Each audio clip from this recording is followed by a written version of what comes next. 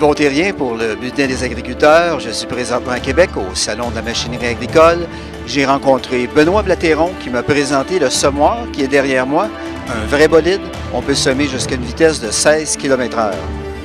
Donc vous avez ici la distribution qu'on appelle PowerShoot chez Valestad sur notre nouveau planteur Tempo.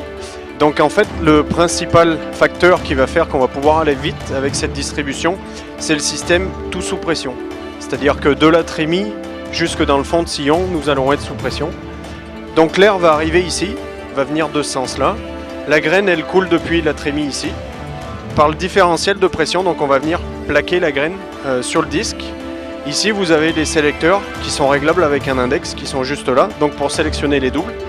Et ensuite, donc on va arriver à cet endroit-là où on va avoir une petite roue qui est dans le cache de la distribution, qui va permettre de faire évacuer la graine par un jet d'air jusque dans le fond de sillon, où vous allez avoir la roue en caoutchouc, une roue souple qui va venir s'écraser dans le fond de sillon pour empêcher que la graine rebondisse et assurer un bon contact avec la terre pour la graine et du coup avoir une meilleure émergence. Donc l'élément semeur de notre semoir Tempo est assez particulier dans le sens où on va pouvoir lui appliquer jusqu'à 700 livres de pression pour garder une profondeur bien régulière quand on sème à haute vitesse.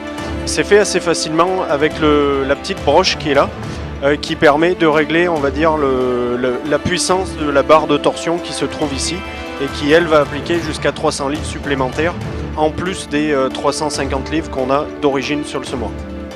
Une autre caractéristique de notre planteur, c'est de générer l'électricité qui va être utilisée pour l'entraînement des moteurs électriques sur le semoir. C'est un système assez simple. On vient alimenter donc le ventilateur pour souffler dans les éléments semeurs. Et par ce même entraînement, on vient faire tourner un alternateur qui lui-même vient alimenter une batterie qui est située à l'arrière du semoir. Et cette batterie-là permet d'alimenter tous les moteurs électriques qui sont sur le semoir, c'est-à-dire un moteur électrique par rang de semis, par rang de fertilisation et aussi par rang de pesticides.